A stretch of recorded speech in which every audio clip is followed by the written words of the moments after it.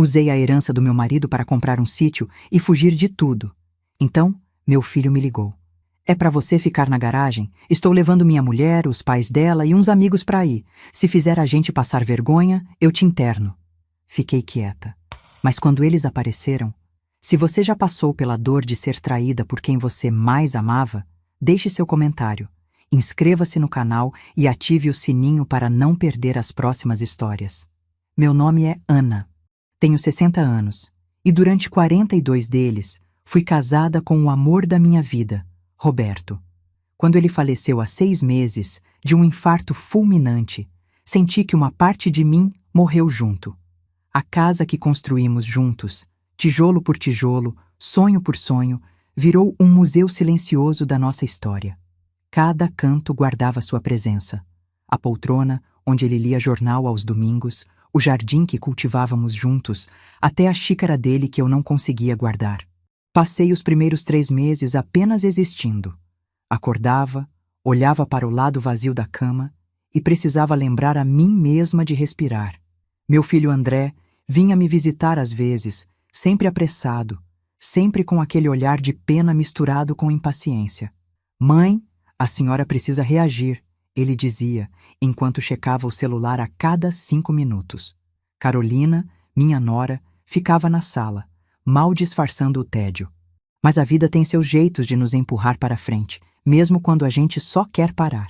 Foi o contador de Roberto, seu Martins, quem me ligou pedindo uma reunião urgente. Cheguei ao escritório dele com o coração apertado, pensando em dívidas, problemas, mais dores. O que descobri mudou tudo. Dona Ana, seu Martins disse, colocando uma pasta na minha frente. O Roberto era um homem muito cuidadoso. Ele tinha uma apólice de seguro de vida que manteve em segredo. Não queria preocupá-la com pagamentos mensais, então tirava do dele. Abri a pasta com as mãos tremendo. 1.500.000 reais. Meu Roberto, sempre me protegendo, até depois de partir. Ele me pediu para entregar isso a você pessoalmente, seu Martins continuou, e sua voz estava embargada. Disse que era para a senhora realizar o sonho de vocês dois. O sonho. Nossa fazenda. Durante anos, Roberto e eu planejávamos. Nas noites frias de inverno, deitados na cama, ele desenhava com palavras. Imagina, Ana, uma fazendinha no interior de São Paulo, umas 2 horas daqui, com colinas verdes, um riachinho cortando a propriedade. A gente acorda e vê o sol nascendo entre as árvores. Plantamos nossa própria comida, criamos algumas galinhas, vivemos em paz. Eu fechava os olhos e via tudo. A varanda onde tomaríamos café olhando a natureza, o jardim que eu encheria de flores, a cozinha ampla com aquela janela que ele sempre descrevia. Era nosso plano de aposentadoria, nosso prêmio depois de uma vida inteira de trabalho duro. Mas Roberto se foi antes de vermos esse sonho realizado. Saí do escritório de seu Martins com a determinação queimando no peito como não sentia há meses. Ia realizar nosso sonho. Não por mim apenas, mas por nós dois. Seria meu jeito de mantê-lo vivo, de honrar tudo o que construímos juntos. Nas semanas seguintes, me joguei na busca. Visitei dezenas de propriedades e foi em uma tarde ensolarada de março que encontrei. Ficava em uma cidade pequena, cerca de 2 horas de São Paulo, exatamente como Roberto sempre imaginou. A propriedade tinha 3 hectares, cercados por colinas verdes que pareciam abraçar a terra. Um riacho cortava o terreno, sua água clara cantando sobre as pedras. A casa era modesta, mas perfeita. 3 quartos, uma cozinha espaçosa com aquela janela grande dando para o jardim e uma varanda. Ah, aquela varanda! Coberta, com vista para as colinas, lugar perfeito para um café da manhã ou um pôr do sol. Podia ver Roberto sentado ali, sorrindo para mim. R$ 1.000.000, o corretor disse. É um preço justo pela localização e pelo tamanho da propriedade. Fechei o negócio no mesmo dia. Usei 1 milhão da herança e guardei os 500.000 restantes como Roberto teria feito, sempre pensando no futuro, sempre cauteloso. Quando os documentos foram assinados e as chaves colocadas na minha mão, chorei. Eram lágrimas misturadas. Tristeza, porque Roberto não estava ali comigo, mas também uma alegria profunda, quase infantil. Tinha feito isso. Nosso sonho estava real, palpável, meu. Passei os dias seguintes organizando a mudança. Não levaria muita coisa. Queria começar de novo, leve, livre. Escolhi alguns móveis, as fotos de família, as roupas de cama que Roberto gostava. Cada caixa que empacotava era um passo em direção à cura. Foi quando liguei para André para contar a novidade. Oi, filho, comecei, e minha voz estava mais animada do que estivera em meses. Tenho uma notícia. Comprei uma fazendinha no interior. Você lembra que eu e seu pai sempre sonhamos com isso? Finalmente consegui realizar nosso sonho. O silêncio do outro lado da linha durou tanto que achei que a ligação tinha caído. Mãe, a voz dele veio baixa, controlada. Quanto custou essa fazenda? R$1 milhão. Usei a herança do seu pai, aquela apólice de R$1 milhão? A voz dele explodiu no telefone e eu afastei o aparelho do ouvido, assustada. A senhora gastou R$1 milhão sem me consultar? André, era meu dinheiro. Seu pai deixou para mim e eu... Seu dinheiro? Ele riu, mas era uma risada fria, sem humor. A senhora tem 60 anos, mãe. 60! Não tem mais capacidade de tomar esse tipo de decisão sozinha. Deveria ter me consultado antes. Eu sou seu filho, sou gerente de uma seguradora, entendo de finanças. Meu coração começou a acelerar. Aquele não era o André que eu conhecia. Ou era? Filho, por favor, entenda. Era um sonho meu e do seu pai. Olha, mãe, vou ser bem claro. A voz dele estava diferente agora. Dura como pedra. Carolina e eu precisamos dessa fazenda no fim de semana. Vou levar ela, os pais dela e alguns amigos. É importante para minha carreira, entende? O pai da Carolina pode me indicar para uma promoção. Mas, filho, eu acabei de comprar. Ainda estou organizando. Mãe, ele me cortou, e o tom fez meu sangue gelar. A senhora vai ficar na garagem. Não quero você circulando pela casa, falando besteira, envergonhando a gente. Carolina está organizando tudo, e a última coisa que precisamos é da senhora dando palpite ou fazendo cena. Fiquei sem palavras. Meu filho, o menino que criei, que amamentei, que protegi de tudo, estava me mandando dormir na garagem da minha própria casa? André, eu... E mais uma coisa. A voz dele estava ainda mais baixa, mais ameaçadora. Se a senhora fizer qualquer coisa para me envergonhar, qualquer coisa mesmo, eu a interno. Existem lugares ótimos para pessoas da sua idade que não conseguem mais cuidar de si mesmas. Entendeu? Como é que você pode... Entendeu? Ele repetiu. Entendi, sussurrei, e minha voz sumiu completamente. Ótimo. Chegaremos sexta-feira à tarde. Deixe tudo arrumado e fique fora da vista. Ele desligou. Fiquei ali, parada no meio da sala de estar da minha antiga casa, o telefone ainda na mão, o mundo girando ao meu redor. Não conseguia processar o que tinha acabado de acontecer. Aquele era meu filho? O mesmo menino que eu consolava quando tinha pesadelos?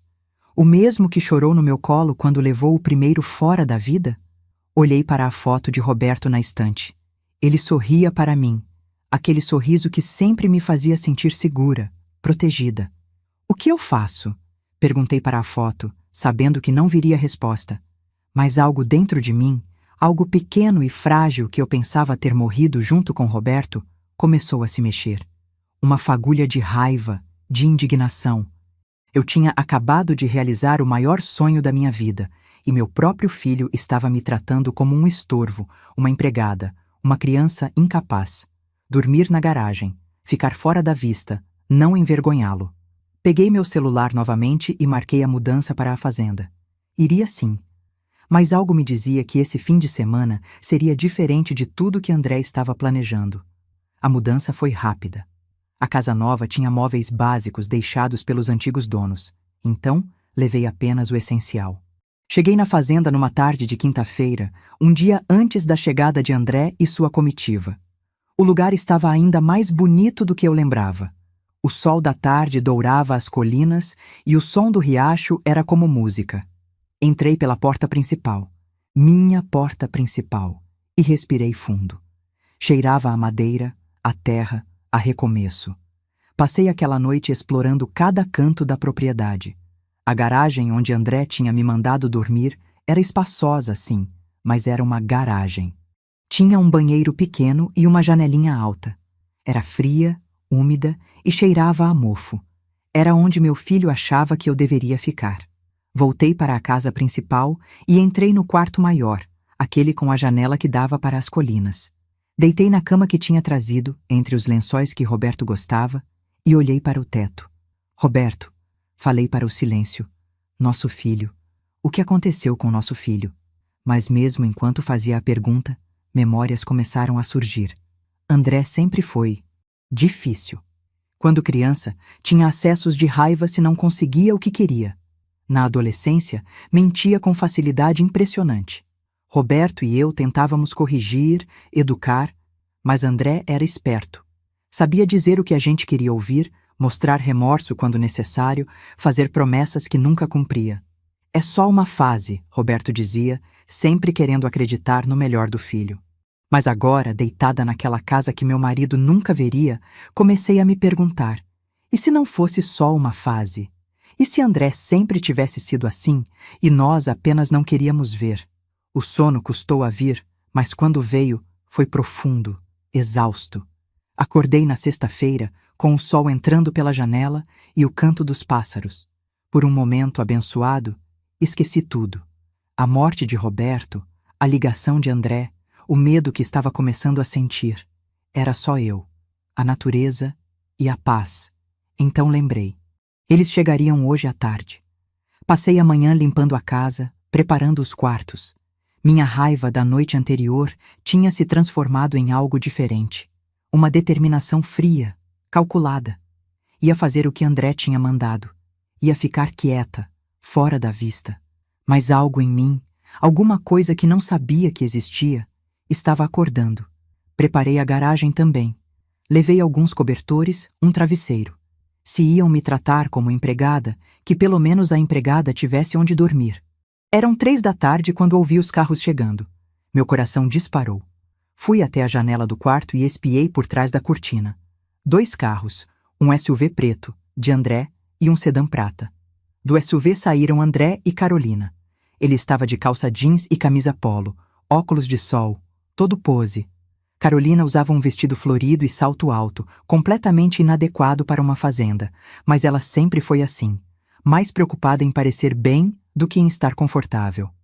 Do sedã saíram um casal mais velho, devia ser os pais de Carolina, e outro casal mais jovem, provavelmente os tais amigos importantes. "Olha isso!" ouvi André gritar, abrindo os braços como se fosse dono do lugar. "É tudo nosso, 3 hectares de pura natureza." "Nosso?" A palavra me acertou como um tapa.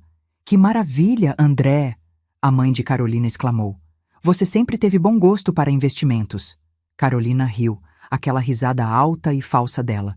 "É um lugar perfeito para relaxar. André sabe escolher as melhores propriedades." Eles falavam como se eu não existisse, como se meu dinheiro, minha herança, meu sonho com Roberto fossem apenas um investimento esperto de André. Vi André olhar para a casa, franzindo a testa.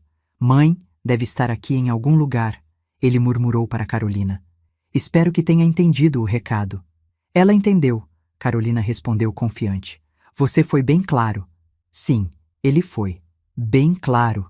Peguei minha pequena mala, aquela que tinha preparado com minhas coisas essenciais, e saí do quarto. Desci as escadas em silêncio e fui em direção à saída dos fundos, que dava diretamente para a garagem. Foi quando ouvi a porta da frente se abrir. "Mãe?" A voz de André ecoou pela casa. "Mãe, onde você está?" Parei, minha mão na maçaneta da porta dos fundos. "Está vendo? Ela nem está aqui." Ouvi Carolina dizer irritada. "Depois de tudo que você falou?" "Ela está aqui", André respondeu, e sua voz tinha um tom perigoso. Provavelmente se escondeu quando ouviu a gente chegar. "Mãe." Algo em mim quis abrir aquela porta, entrar, explicar que esta era minha casa, que eles eram os visitantes, não eu. Mas a ameaça de André ainda ecoava na minha mente. "Eu te interno." Abri a porta devagar e escorreguei para fora, fechando-a silenciosamente atrás de mim. A garagem ficava a uns 20 metros da casa, conectada por uma trilha de pedras. Caminhei rapidamente, sentindo lágrimas quentes escorrendo pelo meu rosto. A garagem estava fria. Joguei os cobertores no colchonete que tinha preparado e sentei, abraçando meus joelhos. Do lado de fora podia ouvir risadas, conversas animadas, barulho de malas sendo arrastadas. Eles estavam se instalando, na minha casa, no meu sonho. E eu estava ali, escondida como uma criminosa, como um estorvo a ser mantido longe da vista. Foi naquele momento, naquela garagem fria e úmida, que algo dentro de mim quebrou. Ou talvez não tenha quebrado, talvez tenha acordado. Porque enquanto eu estava ali sentada, ouvindo meu filho e sua esposa rirem e se divertirem na casa que eu tinha comprado, com o dinheiro que meu marido tinha deixado para mim, uma pergunta começou a ecoar na minha mente. Por quanto tempo eu ia deixar isso acontecer? Mas o que descobri nas horas seguintes me fez perceber que o plano de André era muito, muito pior do que eu podia imaginar. A primeira noite na garagem foi um inferno silencioso. Não consegui dormir. Cada risada que vinha da casa era como uma agulhada no meu peito. Por volta das 11 da noite, ouvi música, conversas animadas, o tilintar de taças. Estavam fazendo um jantar, uma celebração, na minha casa. Com minha comida, eu tinha deixado a despensa cheia, como uma idiota. Enrolei-me mais nos cobertores, mas eles não aqueciam. Não era o frio físico que me congelava. Era algo muito mais profundo. Era a sensação de ser invisível, descartável, um estorvo na própria vida. Devia ser meia-noite quando finalmente cedi à exaustão e cochilei.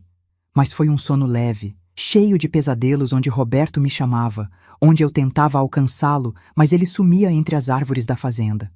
Acordei com o sol entrando pela janelinha alta da garagem, meu corpo dolorido do colchonete fino. Eram 6 da manhã. A casa estava silenciosa, todos ainda dormindo depois da festa da noite anterior. Espiei pela fresta da porta da garagem. A manhã estava linda, o orvalho brilhando na grama, o riacho cantando sua música matinal. Era tudo que Roberto e eu tínhamos sonhado. E eu estava presa numa garagem, como um segredo sujo. Precisava usar o banheiro. A garagem tinha um banheirinho minúsculo, mas não tinha chuveiro apropriado, só uma torneira e um ralo. Tomei um banho rápido e constrangedor, me vestindo com as roupas limpas que tinha trazido. Meu estômago roncava. Não tinha comido nada desde o almoço do dia anterior. Tinha algumas barras de cereal na minha bolsa. Pensando bem, era quase engraçado como eu tinha me preparado como se fosse acampar na minha própria propriedade. Comi uma barra sentada no colchonete, o gosto de aveia e mel virando cinza na minha boca. Ouvia os primeiros sons da casa acordando. Passos no andar de cima, água correndo, vozes abafadas. Foi então que ouvi a voz de Carolina, alta e clara, vindo da cozinha. A janela da cozinha ficava no lado que dava para a garagem, e estava aberta para arejar a casa. "Você acha que sua mãe está mesmo na garagem?" ela perguntou. "Onde mais estaria?"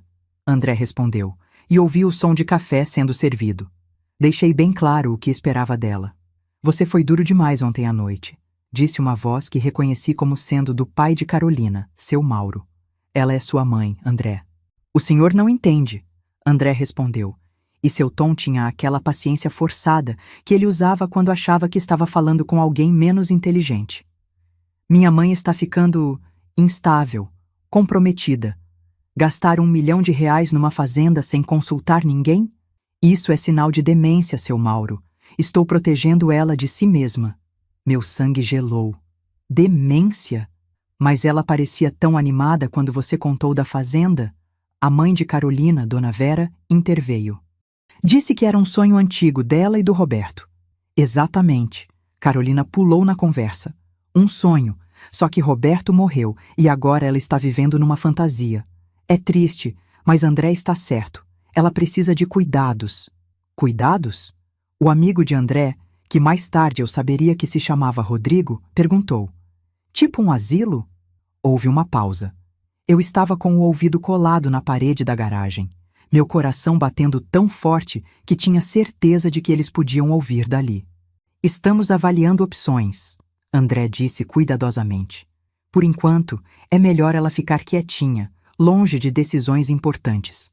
A última coisa que preciso é dela vendendo esta propriedade ou fazendo outra besteira. Mas a fazenda está no nome dela, não está? Seu Mauro perguntou. Outra pausa, mais longa. Tecnicamente, sim, André admitiu. Mas estou resolvendo isso. Tenho contatos. Um advogado amigo que pode me ajudar a declarar incapacidade mental. Com a idade dela e esse histórico de decisões impulsivas, não será difícil. O mundo parou. Declarar incapacidade mental. Tirar minha fazenda de mim. Me transformar em uma inválida legal, incapaz de tomar minhas próprias decisões. Isso é pesado, André, Rodrigo murmurou. É necessário, André respondeu, firme. Você não viu minha mãe nos últimos meses. Ela está perdida, confusa. Não consegue nem cuidar da casa direito. É meu dever como filho protegê-la, mesmo que isso signifique decisões difíceis. Mentiras. Cada palavra era uma mentira perfeitamente construída. Eu não estava confusa. Não estava perdida. Estava de luto, sim, mas estava começando a me recuperar, a reconstruir minha vida. E ele estava transformando isso em sintomas de demência? E quanto ao dinheiro da venda? Carolina perguntou, e sua voz tinha uma avidez mal disfarçada. Será usado para os cuidados dela. André respondeu rapidamente. Um bom asilo, confortável. O que sobrar? Bem, eu sou o único filho. É natural que fique comigo. André, Dona Vera soou chocada. Isso soa como um filho cuidando da mãe, André a cortou, mas havia aço em sua voz. É exatamente isso que é. Silêncio caiu sobre a cozinha. Eu estava tremendo tanto que precisei me segurar na parede da garagem para não cair. Bem, seu Mauro finalmente disse, e sua voz estava desconfortável. Acho melhor mudarmos de assunto. Vamos aproveitar o dia? A propriedade é realmente linda. Ótima ideia. Carolina se animou artificialmente. Vamos fazer um churrasco à tarde? Tenho certeza que encontramos uma boa churrasqueira por aqui. Eles mudaram de assunto, começando a discutir os planos do dia. Mas eu não conseguia me mexer, colada naquela parede, as palavras de André ecoando na minha cabeça. Declarar incapacidade mental, vender a fazenda, ficar com o dinheiro, um asilo. Meu filho não estava apenas sendo cruel. Ele estava planejando me roubar. Minha herança, minha propriedade, minha liberdade, minha dignidade, tudo. E o pior, ele estava fazendo soar razoável. Um filho preocupado protegendo a mãe senil. Que advogado, que juiz questionaria isso? Mulher de 60 anos, viúva recente, faz compra impulsiva de R$1 milhão. Parecia loucura até para mim quando colocado daquele jeito. Me afastei da parede e sentei novamente no colchonete, minhas pernas fracas demais para me sustentar. Olhei ao redor da garagem, minha acomodação para o fim de semana, e algo dentro de mim começou a ferver. Não, não. Passei 42 anos cuidando da minha família. Criei André com amor, dedicação, sacrifício. Apoiei Roberto em cada decisão, em cada sonho. Trabalhei duro, economizei, fui boa esposa, boa mãe, boa pessoa. E agora meu filho queria me trancar num asilo e roubar tudo que Roberto tinha deixado para mim? Não enquanto eu ainda tivesse um pingo de força no corpo. Vasculhei minha bolsa e peguei meu celular. Tinha trazido o carregador, graças a Deus. Precisava pensar. Precisava ter um plano. Se André estava mesmo procurando um advogado para declarar minha incapacidade, eu tinha que agir rápido. Mas fazer o quê? Eu não conhecia advogados. Não sabia como funcionava esse tipo de processo legal. Era apenas uma senhora de 60 anos que nunca tinha precisado se defender de nada mais sério que uma conta de luz errada. Respirei fundo, tentando organizar meus pensamentos em pânico. Primeiro, eu precisava de provas. Se fosse a polícia ou a um advogado dizendo que meu filho queria me declarar incapaz, sem evidência, eu pareceria exatamente o que André estava dizendo que eu era. Uma senhora idosa, paranoica, perdida. Segundo, eu precisava proteger minha propriedade. Se André realmente tinha contatos que podiam me declarar incapaz, precisava agir antes que isso acontecesse. Terceiro, eu precisava entender até onde ia esse plano. Ele estava só sendo cruel e ganancioso, ou havia algo mais? Foi pensando nisso que lembrei de algo.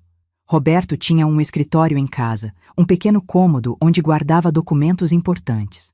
Quando empacotei para a mudança, Trouxe todas aquelas caixas sem revisar o conteúdo. Estava com tanta pressa, tão mergulhada na dor, que apenas joguei tudo no caminhão de mudança.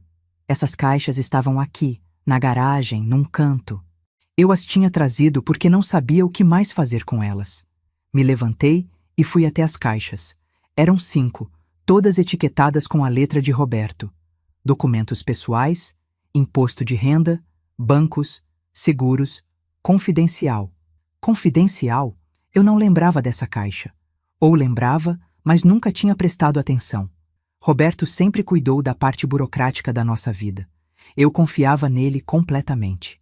Puxei a caixa e abri. Dentro havia pastas organizadas. A primeira que peguei tinha extratos bancários, nada de muito interessante. A segunda tinha apólices de seguros antigas, já vencidas. A terceira pasta me fez parar. Estava etiquetada apenas com um A, a letra do nome do meu filho. Abri com as mãos tremendo. Dentro havia impressões de e-mails, dezenas deles. Todos de André para Roberto, todos sobre dinheiro. Pai, preciso de 5.000 reais para cobrir umas contas. Prometo devolver mês que vem. Pai, surgiu uma emergência. 8.000 reais seria suficiente. É só um empréstimo. Pai, você não vai me ajudar? Depois de tudo que fiz por vocês? Pai, Carolina está ameaçando me deixar se eu não resolver minhas dívidas. 15.000 reais. É a última vez, eu juro. Minha visão ficou turva. Continuei folheando e os valores só aumentavam.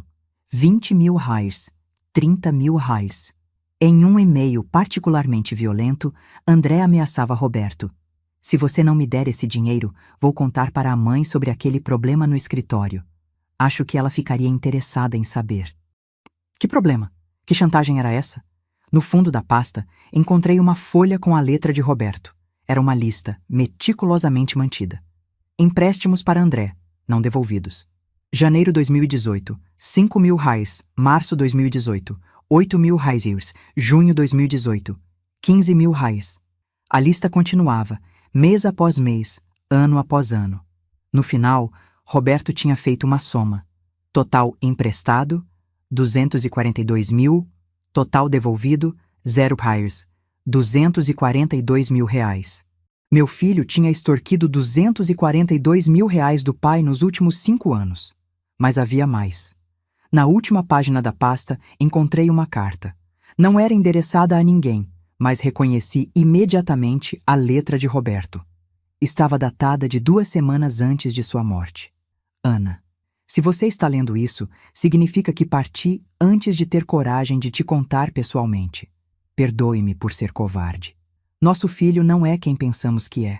Há anos ele vem me extorquindo dinheiro. Começou pequeno, sempre com desculpas convincentes, sempre prometendo devolver. Mas as quantias foram crescendo, e as ameaças também. Há 3 anos, cometi um erro no trabalho. Foi sem querer, mas resultou em uma perda significativa para a empresa. André descobriu, não sei como, e ameaçou me expor se eu não o ajudasse financeiramente. Eu estava perto da aposentadoria, Ana. Não podia perder tudo por causa de um erro. Então paguei, e continuei pagando. Cada vez que eu achava que tinha acabado, ele voltava com uma nova emergência, uma nova ameaça velada. Guardei todas as provas, porque sabia que um dia você precisaria delas. Não tive coragem de te contar enquanto estava vivo. Você ama nosso filho tanto e eu não queria partir te deixando com esse fardo. Mas também não podia deixar você desprotegida. Ana, meu amor, se você está lendo isso, significa que algo aconteceu comigo. E eu tenho medo do que André fará com você. Use essas provas. Proteja-se. Não deixe nosso filho destruir você como ele quase me destruiu. Aquela apólice de seguro que fiz foi minha forma de garantir que você tivesse recursos que André não pudesse tocar. O seu Martim sabe que deve entregar o dinheiro diretamente a você, sem que André saiba. Mas tenha cuidado. Nosso filho é mais perigoso do que parece. Ele é calculista, manipulador, e acredita genuinamente que tem direito ao que não é dele. Eu te amo, Ana. Sempre amei. Perdoe-me por não ser mais forte. Seu Roberto. As lágrimas escorriam pelo meu rosto, caindo sobre a carta, borrando algumas palavras. Mas eu já tinha lido o suficiente. Roberto sabia, sempre soube, e sofreu em silêncio para me proteger. E eu tinha deixado André me mandar para uma garagem. Tinha aceitado ser tratada como lixo. Tinha quase acreditado que talvez ele estivesse certo, que talvez eu estivesse velha demais, confusa demais, incapaz demais. Olhei novamente para a carta, para as provas dos empréstimos, para a meticulosa documentação que Roberto tinha mantido. Meu marido tinha me deixado uma herança muito maior que dinheiro.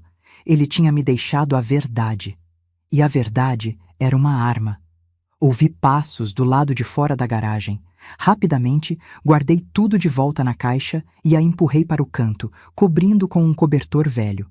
A porta da garagem se abriu e André apareceu, os óculos de sol ainda no rosto mesmo na sombra da garagem. "Mãe", ele disse, e seu tom era de falsa preocupação. "Dormiu bem?" Olhei para meu filho. Realmente olhei. E pela primeira vez em 60 anos, vi quem ele realmente era.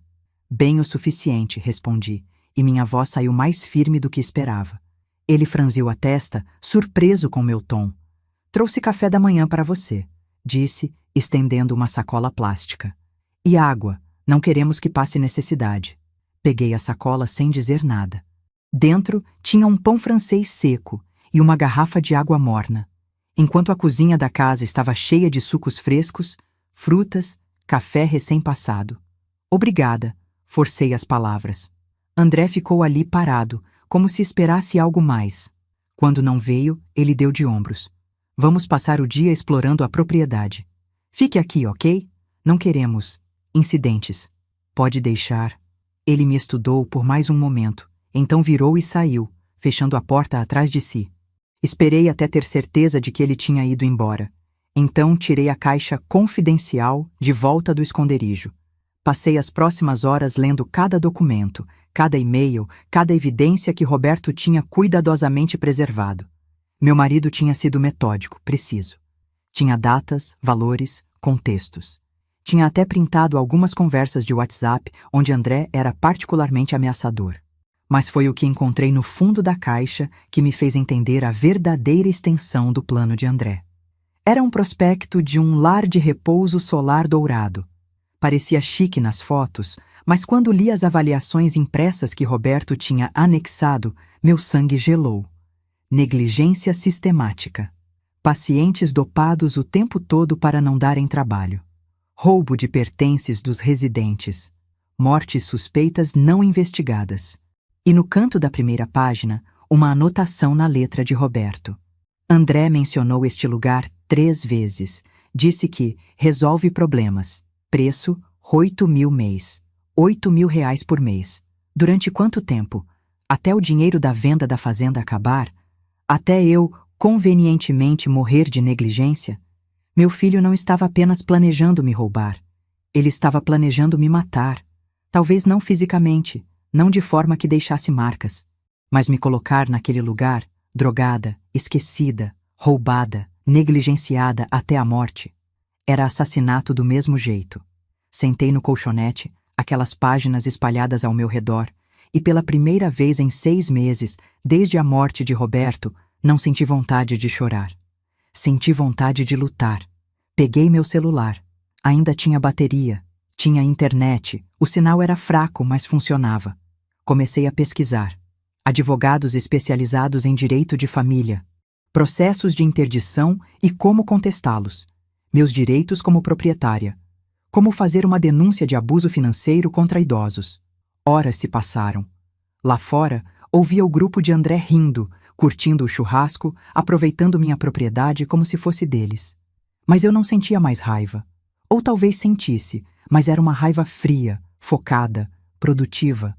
André achava que eu era uma velhinha indefesa, confusa, fácil de manipular. Achava que bastava me mandar para uma garagem, me ameaçar com um asilo, e eu simplesmente aceitaria meu destino. Ele não sabia que Roberto tinha me armado. Não sabia que eu tinha todas as provas de suas extorsões. Não sabia que eu tinha documentação suficiente para provar que ele era o problema, não eu. E ele definitivamente não sabia o que uma mulher de 60 anos, que passou a vida inteira cuidando de outros, era capaz de fazer quando finalmente decidia cuidar de si mesma. Enquanto o sol começava a se pôr sobre as colinas da minha fazenda, pintando o céu de laranja e rosa, fiz uma promessa silenciosa para Roberto, para mim mesma. André não ia ganhar. Não desta vez. Não nunca mais. Mas antes de poder agir, precisava saber tudo. Precisava entender a extensão completa do plano dele, cada peça do quebra-cabeça. E foi exatamente o que comecei a descobrir quando, naquela noite, ouvi uma conversa que revelaria o quão profunda era a podridão. A noite caiu sobre a fazenda, trazendo com ela um frio úmido que penetrava até os ossos. Da garagem, eu podia ver as luzes da casa acesas, ouvir música, risadas. Eram quase 8 da noite, e pelo cheiro que vinha da cozinha, estavam preparando o jantar. Ninguém veio me trazer comida. Comi outra barra de cereal e bebi água da garrafa que André tinha trazido pela manhã. Meu estômago roncava, mas a fome física era irrelevante perto da fome por respostas que me consumia. Passei o resto da tarde revisando cada documento da caixa de Roberto, mas havia algo me incomodando. A carta dele mencionava que André descobriu sobre o erro no trabalho. Como? Roberto era meticuloso, discreto. Como André tinha descoberto algo que nem eu sabia? Peguei meu celular, ainda tinha 43% de bateria, e comecei a vasculhar as mensagens antigas entre mim e André. Procurava por qualquer coisa que parecesse estranha, qualquer indício de manipulação que eu tivesse perdido na época. Foi então que encontrei. 3 anos atrás, André tinha me ligado, preocupadíssimo. Mãe, o pai está bem? Ele parece estressado. Eu tinha respondido que sim, que Roberto estava apenas cansado do trabalho. André insistiu. Tem certeza? Ele não mencionou nenhum problema? Na época, achei que era um filho carinhoso se preocupando com o pai. Agora, via claramente. André estava pescando informação, tentando descobrir se Roberto tinha me contado sobre o tal erro. Mais abaixo nas mensagens, outra. Mãe, o pai comentou algo sobre se aposentar mais cedo? E outra. Ele anda recebendo ligações estranhas do trabalho? André não tinha descoberto sobre o erro de Roberto por acaso. Ele estava ativamente caçando vulnerabilidades, procurando por alguma alavanca, alguma fraqueza que pudesse explorar. Meu filho era um predador, e eu tinha sido cega demais para ver. Por volta das 9 da noite, a música na casa aumentou. Ouvi Carolina dar uma risada alta, seguida por palmas.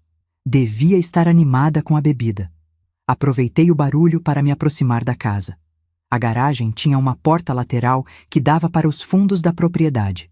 Saí silenciosamente e contornei a casa pelas árvores, mantendo-me nas sombras. A varanda, onde Roberto e eu planejávamos tomar café juntos, estava iluminada por luzes de Natal. Quando eles tinham tempo de colocar isso? E o grupo estava lá, todos com taças de vinho. Me posicionei atrás de um arbusto grande, perto o suficiente para ouvir, escondida o suficiente para não ser vista.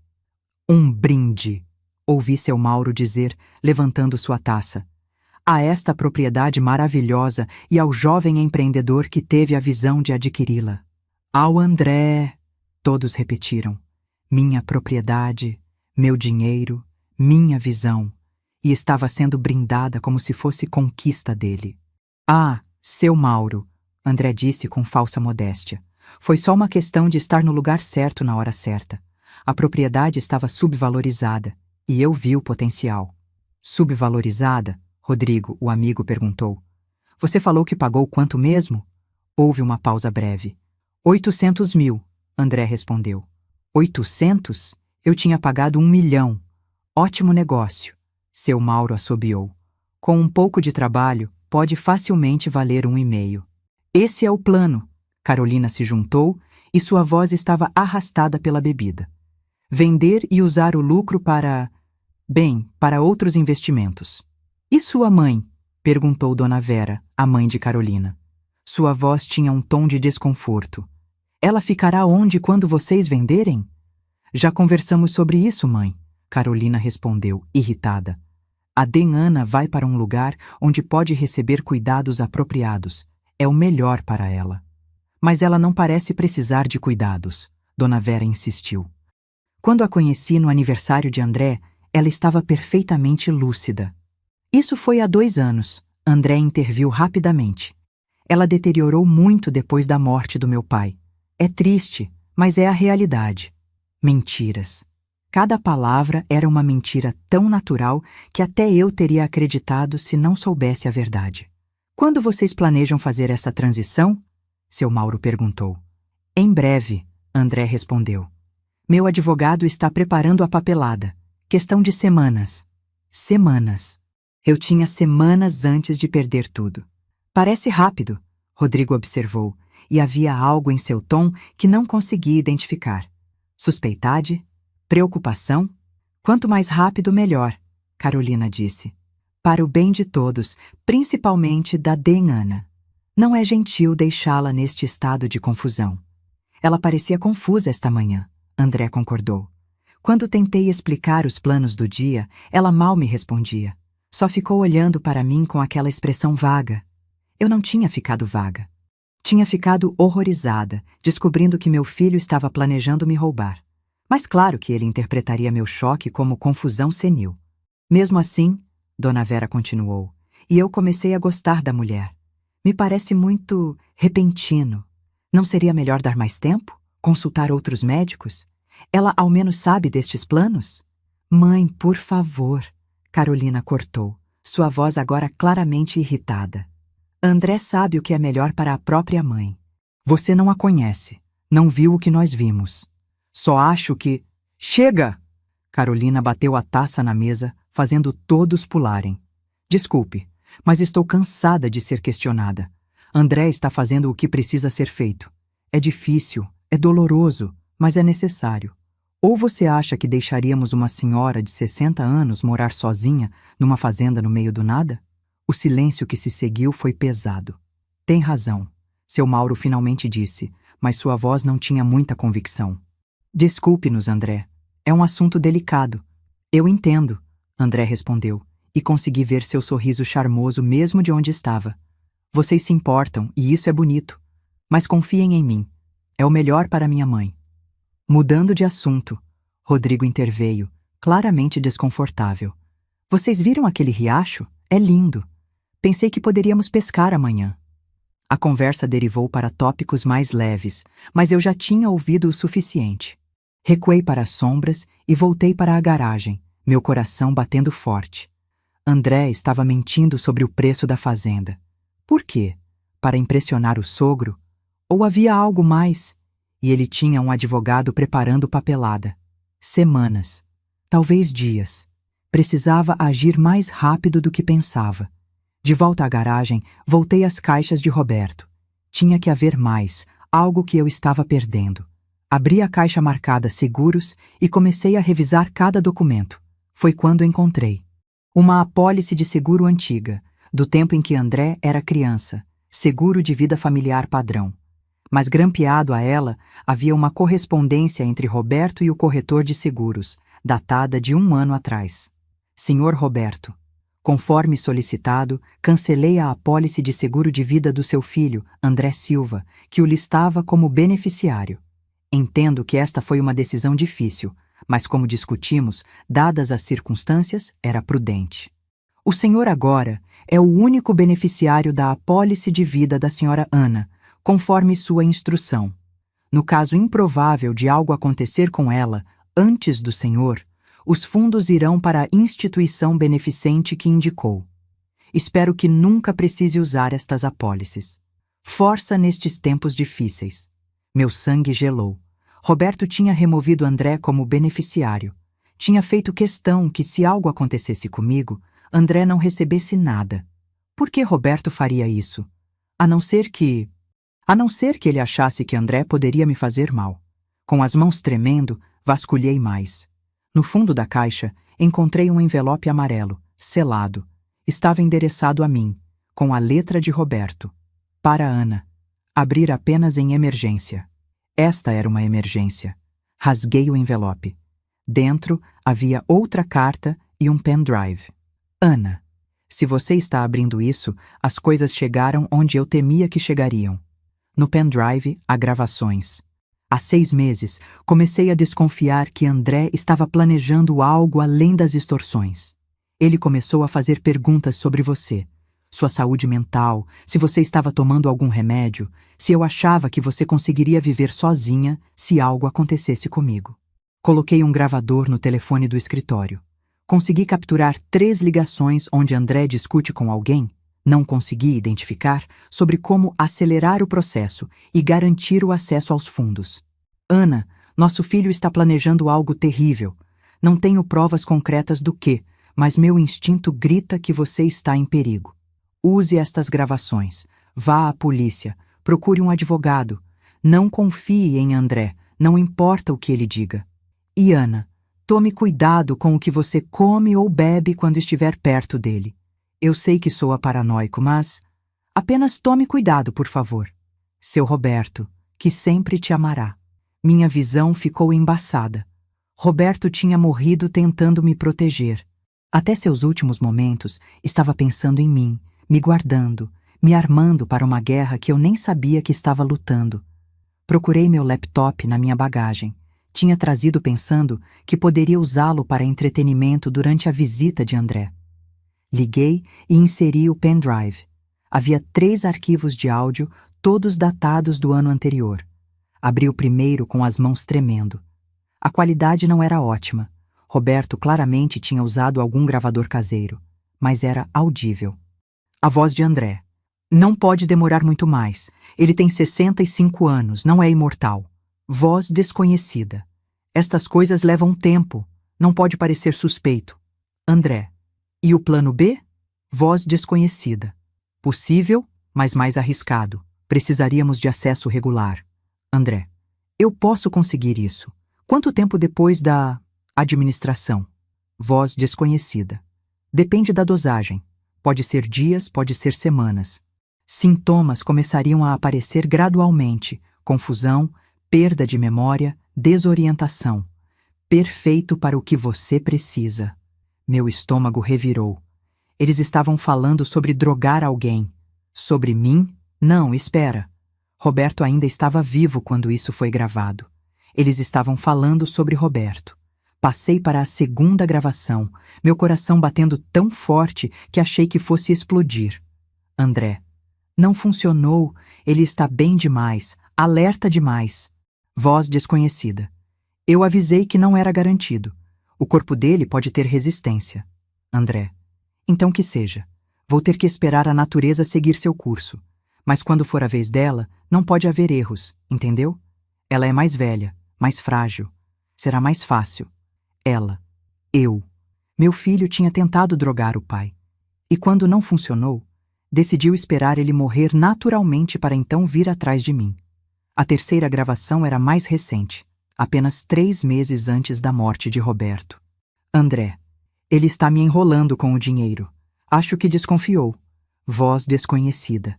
Então, você precisa agir rápido quando ele partir. Garanta acesso aos fundos dela imediatamente. Se ela fizer testamento ou algo assim, você está ferrado. André.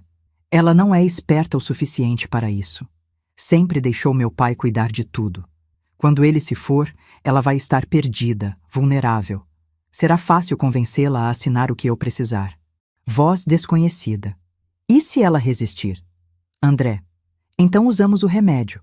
Algumas semanas de tratamento, ela estará confusa o suficiente para ser declarada incapaz. Vendo a propriedade, fico com o dinheiro, e ela vai para um lugar onde não será problema. Voz desconhecida. E depois? André riu. Foi uma risada baixa, cruel, que eu nunca tinha ouvido antes. Depois? Acidentes acontecem em asilos o tempo todo, especialmente com pacientes sedados demais para ter cuidado. Overdose acidental de medicação, queda, pneumonia por negligência. Ninguém questiona muito quando é uma senhora idosa num asilo barato. A gravação terminou. Eu estava tremendo tanto que mal conseguia segurar o laptop. Tudo o que Roberto tinha suspeitado, tudo o que eu tinha medo de acreditar, estava ali, na voz do meu próprio filho, admitindo que tinha planejado não apenas roubar, mas matar o pai. E quando isso não funcionou, esperou ele morrer naturalmente para então vir atrás de mim. André não era apenas ganancioso, não era apenas cruel, era um assassino em potencial. Olhei para a garrafa de água que ele tinha me trazido pela manhã. Ainda estava meio cheia. Tinha bebido dela durante o dia, sem pensar duas vezes. Será que já tinha começado? Será que já estava me drogando? Joguei a garrafa no lixo, meu estômago embrulhado. Precisava de ajuda. Não podia lutar contra isso sozinha. Mas quem acreditaria em mim? Uma senhora de 60 anos acusando o próprio filho de tentar matá-la?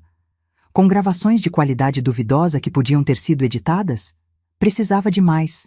Precisava de evidência fresca, incontestável. Foi então que tive uma ideia.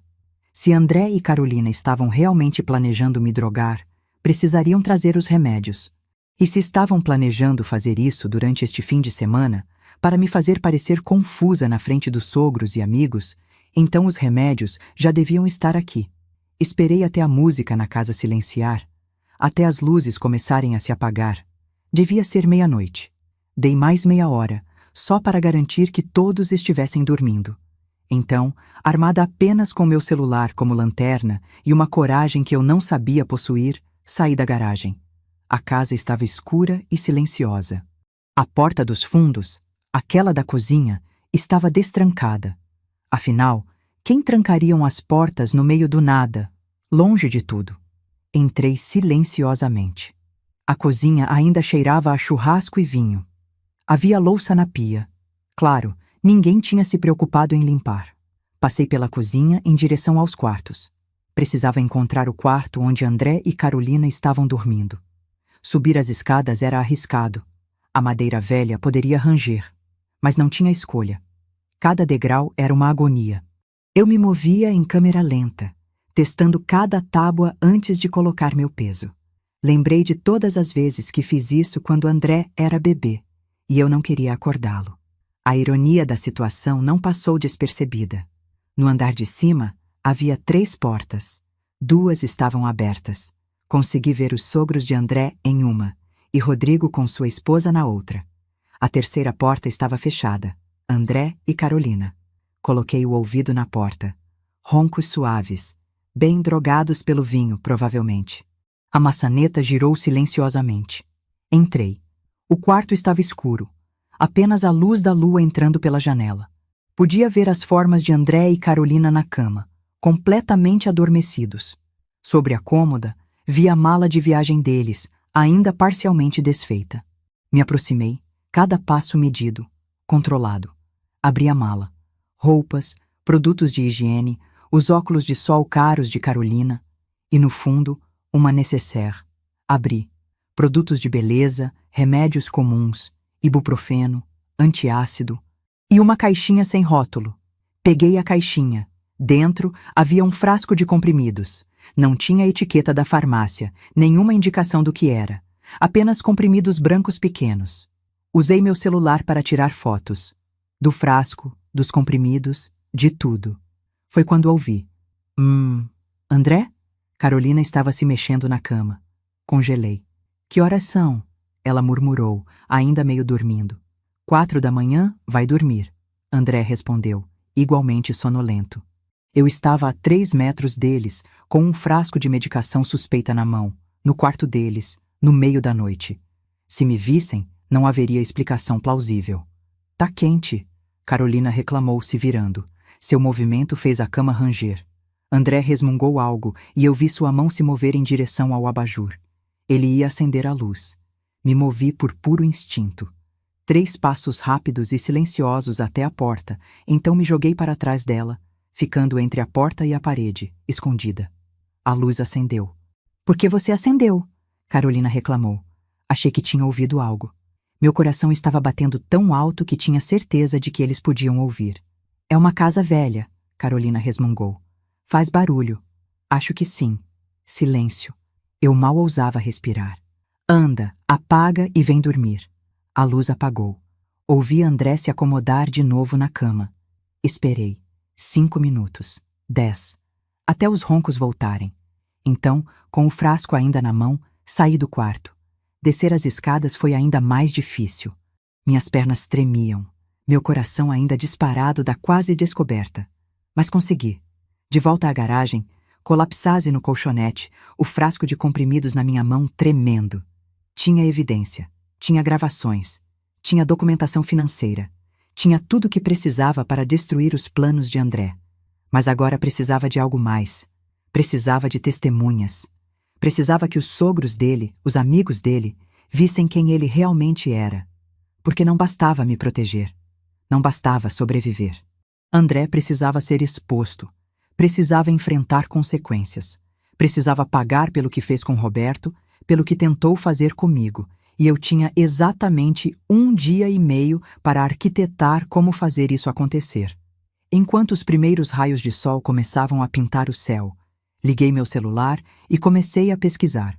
Advogados, laboratórios que faziam análise de substâncias, gravadores discretos que eu pudesse comprar numa cidade próxima. André achava que tinha me acuado, que tinha me neutralizado, que tinha me transformado numa vítima indefesa escondida numa garagem. Ele não fazia ideia de que tinha acabado de acordar um leão. E leões não perdoam. Mas o que aconteceu nas horas seguintes revelaria algo ainda mais chocante. Algo que me faria perceber que o mal de André era ainda mais profundo do que eu imaginava. O sábado amanheceu ensolarado, zombando da escuridão que eu carregava no peito. Não tinha dormido. Como poderia depois de tudo que descobrira? Sentada no colchonete da garagem, cercada pelas evidências do mal que meu filho planejava, fiz um inventário mental do que tinha. 1. Gravações de Roberto provando que André planejava drogar o pai. 2. Documentação de 242 mil reais em extorsão. 3.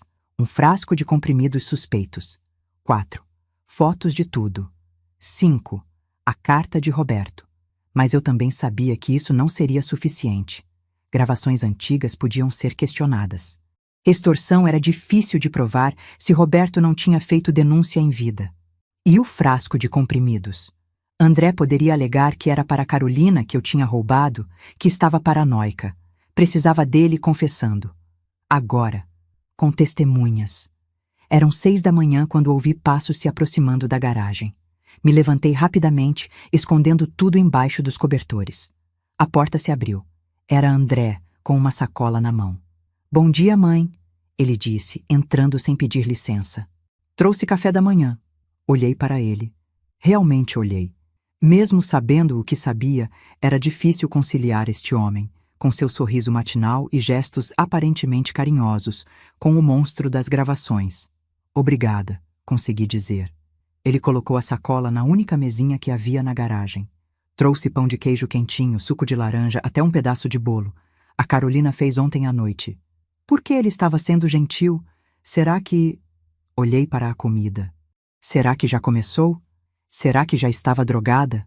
"Não está com fome?" ele perguntou, notando minha hesitação. "Ainda estou acordando." "Ah, sim, claro." Ele olhou ao redor da garagem, franzindo o nariz. "Não é o mais confortável, né? Mas é só por hoje. Amanhã todo mundo vai embora, e aí podemos conversar sobre... Bem, sobre o futuro. O futuro. Meu internamento. Minha morte lenta num asilo de negligência." "Sobre isso", comecei, testando as águas. "Que tipo de futuro você está pensando?" André puxou um banco velho que estava num canto e sentou, seus cotovelos nos joelhos, numa postura de falsa intimidade. "Mãe, eu sei que tem sido difícil desde que o pai se foi. E eu sei que comprar esta fazenda pareceu uma boa ideia na hora, um jeito de se conectar com as memórias dele." "Não pareceu uma boa ideia", corrigi. "Foi uma boa ideia. Era nosso sonho." "Era", ele enfatizou. "Do pai. Mas o pai se foi, mãe. E você... Você não está em condições de manter um lugar assim sozinha." "Não estou sozinha. Estou bem." "Está?" Ele inclinou a cabeça, me estudando como um cientista estudaria uma cobaia. "Mãe, você gastou R$1 milhão sem consultar ninguém. Isso não é normal. Não é saudável. Era meu dinheiro. É seu dinheiro." Ele concordou pacientemente, como se estivesse falando com uma criança. "Mas quando pessoas da nossa idade começam a tomar decisões impulsivas, grandes decisões financeiras sem pensar direito, isso pode ser sinal de... Bem, de declínio cognitivo. Lá estava, a acusação velada de demência. Não tenho declínio nenhum, falei firmemente. Realizei um sonho, ponto. Ok. Ele levantou as mãos em rendição falsa.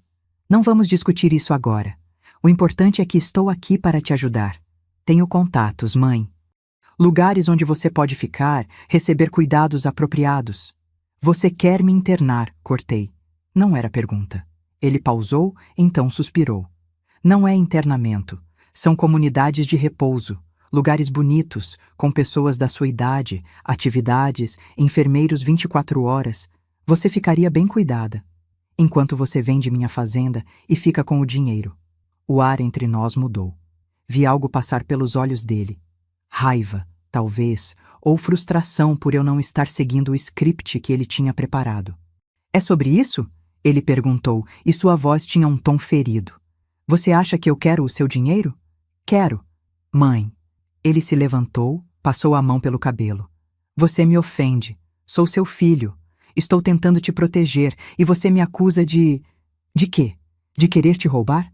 Não são meus 242 mil, falei. As palavras saindo antes que eu pudesse pensar. André congelou. O quê? Os 242 mil reais que você extorquiu do seu pai nos últimos 5 anos. O silêncio que se seguiu foi total. Até os pássaros lá fora pareceram parar de cantar. Eu... Não sei do que você está falando, André finalmente disse, mas sua voz estava diferente, cautelosa, calculista. Seu pai guardou tudo, cada e-mail, cada pedido, cada ameaça. Tenho todos os documentos. Vi quando a máscara dele caiu. Por apenas 1 segundo, vi o verdadeiro André, os olhos frios, duros, furiosos. Então a máscara voltou, mas agora eu conhecia o monstro por trás dela. Então era isso. Ele disse baixinho. O velho estava te preparando. Ele estava me protegendo. Te protegendo? André riu, mas era uma risada amarga. De quê? De mim? Eu sou seu filho. Você estava planejando me drogar, atirei.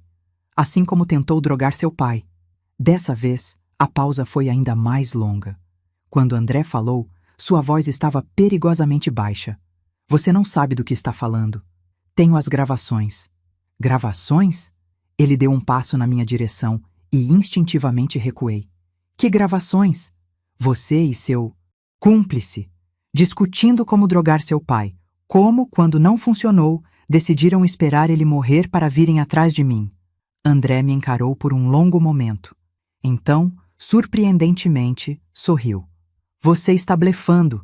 Papai era muitas coisas, mas técnico não era uma delas. Ele mal sabia usar o celular. Ele sabia o suficiente para te gravar.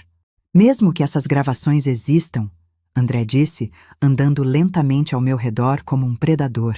Quem vai acreditar nelas? Gravações antigas, de qualidade duvidosa, feitas por um homem morto, contra a palavra do filho preocupado com a mãe que está claramente sofrendo de paranoia? Ele estava certo. E sabíamos disso. Além disso, ele continuou, você invadiu meu quarto ontem à noite. Sim, eu sei. Carolina acordou de novo depois que você saiu e viu que a mala estava diferente. Você roubou remédios dela. Isso é crime, mãe. Remédios dela? Questionei. Sem rótulo, sem receita? São ansiolíticos. Carolina tem ataques de pânico. Compra em farmácia de manipulação, por isso não tem rótulo tradicional. Cada argumento que eu tinha, ele estava desmontando. Ele estava certo.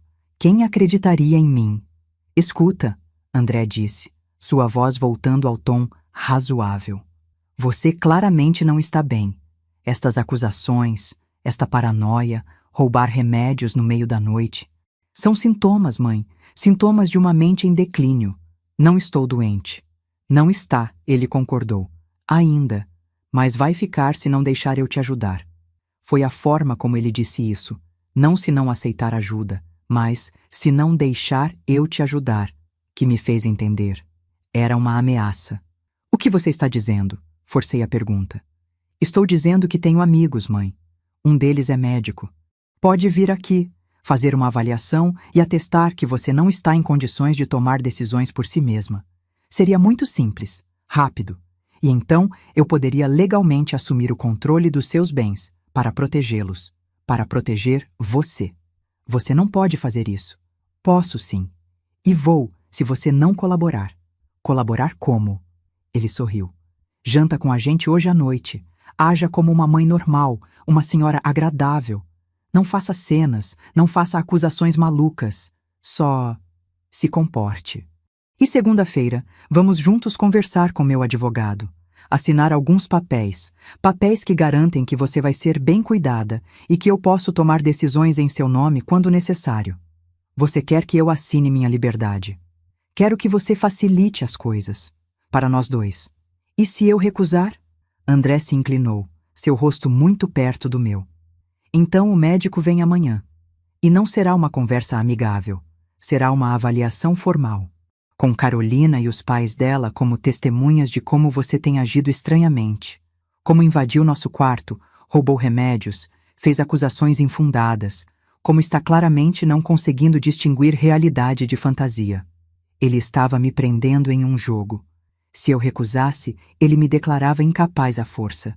Se eu aceitasse, eu mesma assinava minha sentença de morte. Pense bem, mãe, ele disse, se endireitando. O jantar é às 7. Vista algo bonito. E, pelo amor de Deus, tome um banho de verdade. Você está fedendo.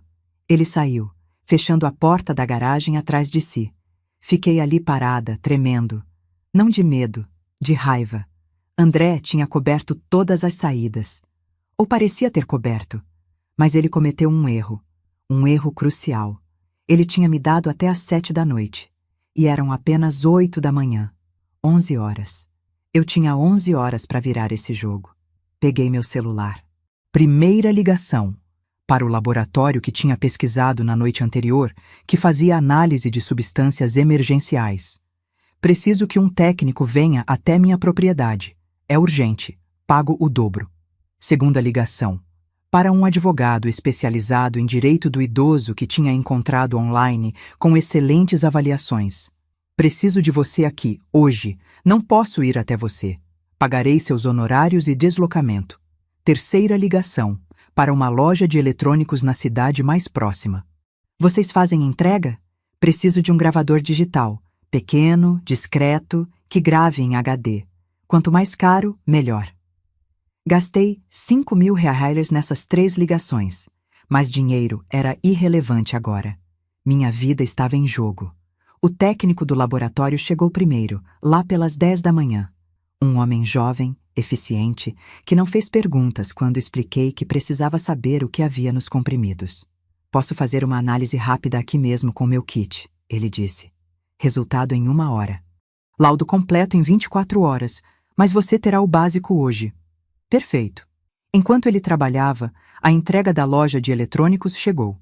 2 gravadores minúsculos, do tamanho de um botão, com qualidade de gravação surpreendente. Grudam em qualquer superfície. O entregador explicou. Autonomia de 48 horas. O advogado, Dr. Fernando Silva, chegou ao meio-dia. Era um homem de uns 50 anos, cabelo grisalho, olhos astutos. Deixe eu entender, ele disse depois que expliquei tudo. Seu filho está tentando declarar você incapaz para assumir controle da sua propriedade e possivelmente te internar? Sim. E você tem evidências de extorsão contra o falecido marido? Sim. Gravações dele planejando drogar primeiro o pai, depois você? Sim. E ele fez ameaças explícitas esta manhã? Sim, mas sem testemunhas. Dr. Fernando assoviou baixinho. É um caso complexo. Mas temos alguns caminhos. Ele passou a próxima hora me explicando meus direitos, o que eu poderia fazer, como me proteger legalmente. Fizemos uma procuração imediata, me protegendo de qualquer tentativa de André assumir controle dos meus bens. Gravei um vídeo, lúcida e clara, declarando minhas intenções e estado mental. Mas para realmente pegar seu filho, Dr. Fernando disse, precisamos dele confessando na frente de testemunhas. As gravações antigas ajudam, mas confissão fresca, com testemunhas presentes? Isso é ouro. Ele me convidou para jantar hoje, falei. Eu vou, e vou fazê-lo falar. Como? Expliquei meu plano. Dr. Fernando ouviu, e no final, Um sorriso lento se espalhou pelo seu rosto. Senhora Ana, ele disse, você é mais esperta do que seu filho imagina. Aprendi com o melhor, respondi, pensando em Roberto. Meu marido passou seus últimos meses me ensinando, mesmo que eu não soubesse na época. O técnico do laboratório me entregou os resultados lá pelas 2 da tarde. São benzodiazepínicos, ele disse, mostrando o laudo preliminar. Dosagem alta, provavelmente flunitrazepam, conhecido como Rohypnol, a droga do estupro basicamente. Causa confusão, perda de memória, desorientação. Em doses repetidas, os sintomas imitam demência. Lá estava, prova física. Pode atestar isso num laudo oficial? Já estou preparando. Terá até o fim do dia. O resto da tarde passei me preparando. Tomei um banho de verdade, usando a mangueira da garagem e a água gelada. Foi humilhante, mas necessário. Vesti minha melhor roupa, fiz meu cabelo, me maquiei. Quando terminei, me olhei no espelho quebrado que encontrei num canto da garagem. A mulher que me encarava de volta não era mais a Ana fragilizada, de luto, que tinha chegado na fazenda. Era alguém mais forte, mais dura. Alguém que Roberto teria se orgulhado. Escondi um dos gravadores digitais na minha roupa. O outro, doutor. Fernando colocaria. Sim, ele tinha concordado em vir ao jantar. Como amigo de Carolina, ele explicara. Tenho conexões na cidade, conheço a família dela de eventos sociais, não será estranho eu aparecer. Às 6h30, ouvi uma batida na porta da garagem. Era Dona Vera, a mãe de Carolina. De Ana? Ela chamou suavemente. Posso entrar? Abri a porta. Ela estava com uma expressão preocupada, quase envergonhada. Vim buscá-la para o jantar, ela disse. Então olhou ao redor da garagem, onde eu tinha passado 2 dias. Vi lágrimas se formarem nos olhos dela. Isto não está certo. Não está, concordei. André disse que você preferia ficar aqui, que era mais confortável para você. André mente muito, falei simplesmente. Dona Vera engoliu seco. Eu estava começando a suspeitar disso. Segui ela até a casa. Meu coração estava acelerado, mas minhas mãos estavam firmes. No bolso, o gravador minúsculo estava ligado, capturando cada som. A sala de jantar estava preparada para uma refeição formal. Toalha de mesa branca, minha toalha de mesa, pratos elegantes, meus pratos e flores frescas como centro de mesa. Todos já estavam lá. André e Carolina numa ponta, seu Mauro do outro lado, Rodrigo e sua esposa nas laterais. E em uma cadeira extra, recém-chegado, Dr. Fernando Silva. Oi, pessoal, Dr. Fernando disse alegremente quando entrei. Espero que não se importem, Carolina me ligou e comentou sobre este fim de semana maravilhoso. Estava passando perto e resolvi dar uma passada. Trouxe vinho. Vi a confusão no rosto de Carolina, mas ela era boa em máscaras. Fernando, que surpresa! Claro, sente-se, sente-se. André me olhou, avaliando. Eu sorri de volta, doce e submissa. Mãe, ele disse se levantando. Que bom que decidiu se juntar a nós. Como não? Respondi. É a minha casa, afinal. Vi o flash de raiva nos olhos dele, rapidamente suprimido. Nossa casa, ele corrigiu. Por enquanto. Ana! Seu Mauro se levantou também, parecendo genuinamente feliz em me ver. Finalmente, estava querendo agradecer por esta hospitalidade maravilhosa. Hospitalidade? Repeti, me sentando na cadeira que Dona Vera puxou para mim. Difícil ser hospitable quando você está dormindo numa garagem. Silêncio desconfortável caiu sobre a mesa. Mãe, André começou, voz tensa. Mas tudo bem, continuei alegremente, como se não tivesse acabado de soltar uma bomba. Sei que vocês precisavam do espaço. André me explicou tudo. Explicou? Rodrigo perguntou, parecendo confuso. Sim, sobre como ele gastou meu R$ 1.000.000 nesta fazenda e precisava impressionar vocês todos, fazendo parecer que tinha sido ideia dele. Mãe! André bateu a mão na mesa. Você está confusa. Nós já discutimos isso. Realmente discutimos, concordei. Esta manhã, quando você disse que me declararia mentalmente incapaz se eu não colaborasse com seus planos. Ela está delirando. Carolina pulou. Dona Ana, a senhora não está se sentindo bem. Na verdade, Nunca me senti melhor, respondi. Olhei ao redor da mesa, para cada rosto. Vocês querem saber uma história? É sobre um filho que extorquiu 242 mil Rileys do pai, que tentou drogar o pai quando ele parou de pagar, e que agora está tentando fazer o mesmo com a mãe. Isso é absurdo. André se levantou. Papai, a senhora está ouvindo isso? Ela está completamente louca. Completamente lúcida, corrigi. E tenho provas de tudo. Provas? André riu, mas era um riso nervoso. Que provas? Não há provas de nada porque nada disso aconteceu. Não há? Alcancei a bolsa que tinha trazido e coloquei um envelope na mesa. Então, o que é isto? Todos os e-mails, todas as ameaças, tudo documentado pelo Roberto antes de morrer. Vi André empalidecer. E isto? Coloquei outro envelope.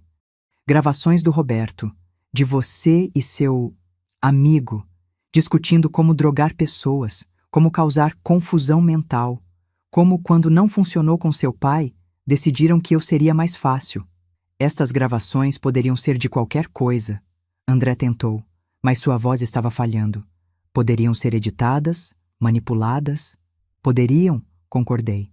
Exceto por isto. Coloquei o laudo do laboratório na mesa. A análise química dos comprimidos sem rótulo que encontrei na sua mala. Rohypnol. Em dosagem suficiente para causar sintomas que imitam demência em uso prolongado. Você invadiu minha mala, Carolina guincheu. Roubou meus remédios. Seus remédios? Dr. Fernando interveio pela primeira vez, sua voz calma, mas autorizada. Senhora Carolina, Rohypnol não é prescrito legalmente no Brasil desde 1999. Possuir essa substância é crime. Uso para incapacitar alguém é crime ainda mais grave. Quem é você? André demandou. Dr. Fernando Silva. Advogado especializado em direito do idoso. Ele tirou um cartão e colocou na mesa. E testemunha de tudo que está sendo dito aqui. O silêncio que caiu foi absoluto. Então, continuei, minha voz firme. Vamos recapitular para nossos convidados, André. Você extorquiu seu pai por anos.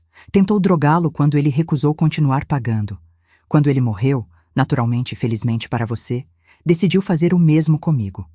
Gastou minha herança numa propriedade e me mandou dormir na garagem da minha própria casa.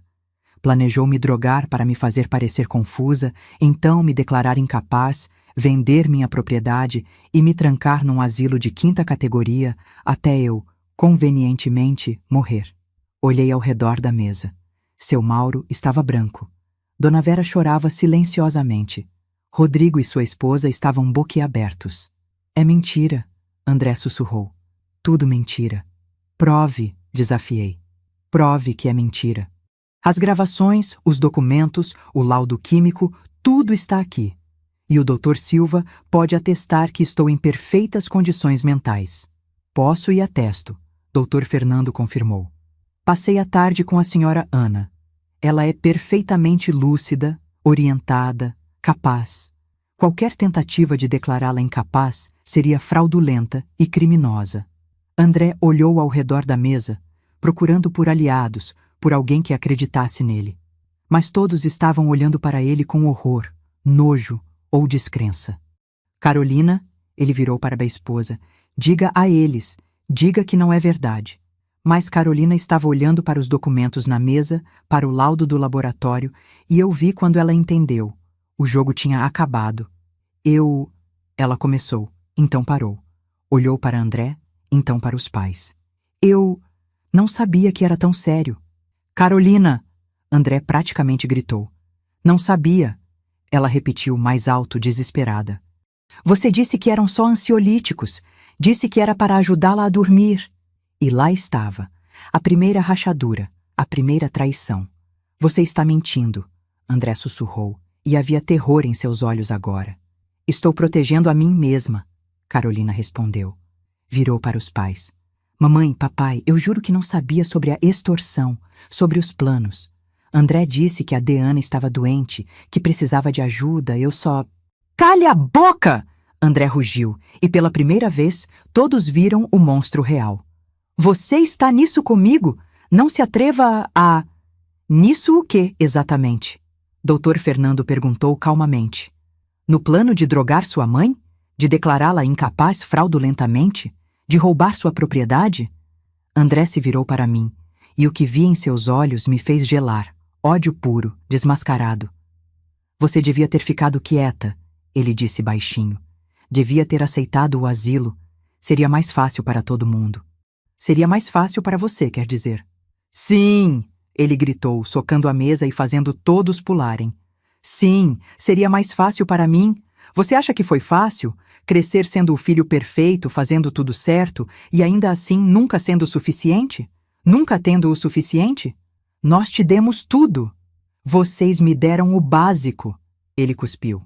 Enquanto guardavam cada centavo para sua estúpida fazenda, seus estúpidos sonhos, e eu tinha que me virar, pedir emprestado, me humilhar.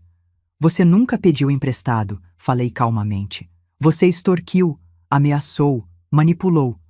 Eu peguei o que era meu por direito. Nada era seu, Dr. Fernando interveio. Tudo era da sua mãe e do seu pai, e suas ações constituem múltiplos crimes. Foi então que André fez algo que ninguém esperava. Ele pegou uma faca da mesa. Ninguém se mexe, ele disse, e sua voz estava estranhamente calma agora, quase serena. Vou sair daqui, e vou levar minha mãe comigo. Qualquer tentativa de me parar, e eu... Ele não precisou terminar a frase. A faca contra meu pescoço deixou tudo claro. Mas eu não senti medo. Senti, estranhamente, pena. Porque enquanto ele me arrastava para trás, em direção à porta, enquanto todos na mesa ficavam paralisados, eu falei: o gravador no meu bolso está capturando tudo, André. Cada ameaça. Cada confissão. E o Dr. Silva já ligou para a polícia no exato momento em que você pegou essa faca. Vi quando ele entendeu. Quando percebeu que tinha perdido. E foi exatamente nesse momento que ouvimos as sirenes. Dr. Fernando tinha sido mais esperto do que eu imaginava. Assim que André começou a perder o controle, ele tinha silenciosamente alertado as autoridades que tinha pré-posicionado próximo à propriedade, só por precaução. Acabe logo, André sussurrou no meu ouvido, a faca ainda tremendo contra minha garganta. Fale para eles irem embora. Não, eu vou te matar. Não vai, porque se me matar, você perde tudo de qualquer jeito. E se me deixar viver, ainda tem chance de uma sentença menor, um bom advogado, alegação de instabilidade mental. Senti a pressão da faca diminuir 1 milímetro. Você pode ter odiado ter pais que sonhavam, continuei suavemente, mas eles te amaram, e eu ainda te amo, André. Mesmo agora. Mesmo sabendo o que você planejou fazer comigo, sou sua mãe. Isso não muda. Então por que me destruiu? Ele perguntou, e sua voz quebrou. Não te destruí. Te impedi de me destruir. Há uma diferença. A faca caiu no chão com um barulho metálico. André desabou, seus joelhos cedendo, e ele chorou. Soluços profundos, quebrados, de alguém que finalmente tinha chegado ao fundo do poço. A polícia entrou segundos depois, mas André não resistiu. Deixou-se ser algemado, ainda chorando, enquanto eu ficava ali, meu pescoço com uma linha vermelha onde a faca tinha pressionado, mas viva. Viva e livre. A casa ficou caótica depois da prisão de André. A polícia precisou de depoimentos de todos, o que se estendeu pela noite. Carolina, vendo que estava prestes a ser acusada como cúmplice, fez o que toda boa sobrevivente faz. Começou a cooperar. Ele me disse que era para o bem dela. Ela repetiu pela terceira vez ao delegado. Que dê? Ana estava ficando confusa, que os comprimidos a ajudariam a dormir melhor. Eu não sabia que era Rohypnol. Não sabia sobre os planos de internação, sobre nada disso. Mentiras, provavelmente, mas mentiras úteis. O delegado me olhou, questionando silenciosamente se eu queria acusá-la também. Balancei a cabeça negativamente. Carolina era apenas uma oportunista, não uma assassina. E eu tinha peixes maiores para fritar. Ela pode ir, disse ao delegado. Mas quero André respondendo por tudo. Extorsão, tentativa de fraude, posse de substância ilegal, ameaça, sequestro, tentativa de homicídio também. Dr. Fernando adicionou, mostrando o gravador que tinha estado em seu bolso. Tenho tudo gravado. Todas as confissões, Todas as ameaças. O delegado, um homem de uns 50 anos com aparência cansada, assoviou baixinho enquanto revisava as evidências que eu tinha compilado. Senhora, ele disse, em meus 25 anos de polícia, nunca vi uma vítima tão bem preparada. Não sou vítima, corrigi gentilmente. Sou sobrevivente. Seu Mauro e Dona Vera estavam sentados no sofá da sala, ainda em choque. Ela chorava silenciosamente, enquanto ele apenas olhava para o nada. Rodrigo e sua esposa tinham ido embora assim que a polícia liberou. Claramente não queriam mais associação com André. Foi Dona Vera quem finalmente se levantou e veio até mim. Deana, ela disse, sua voz embargada. Eu sinto muito. Se eu tivesse desconfiado mais cedo, se tivesse questionado mais... Não foi culpa sua, disse sinceramente. André era muito bom em manipular. Enganou a todos nós. Mas, Carolina... Ela olhou para onde a nora estava dando depoimento. Ela sabia? Ela estava envolvida? Acho que ela sabia mais do que está admitindo, respondi honestamente.